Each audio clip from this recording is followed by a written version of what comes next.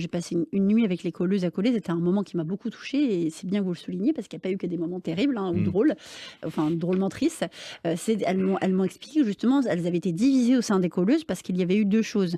Il y avait eu, l'affaire déjà Samuel Paty, où justement immédiatement après son assassinat par un terroriste, il y avait eu des collages en disant, «L'islamophobie tue» ou «Attention à l'islamophobie», je Mmh. me rappelle plus Mmh. les termes exacts, alors même qu'il venait d'être assassiné, la veille ou 2 jours avant et ça avait beaucoup désarçonné des colleuses.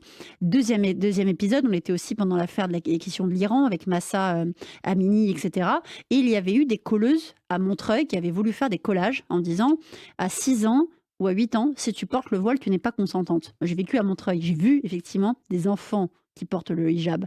Elles ont fait ce collage-là, il y a eu une vraie scission en disant: «Nous, on ne peut pas te laisser coller des propos islamophobes et racistes». Sauf qu'elles disaient: «Mais c'est pas des questions de racisme, d'islamophobie, c'est des questions de violence faites aux enfants et d'oppression pesée sur des enfants».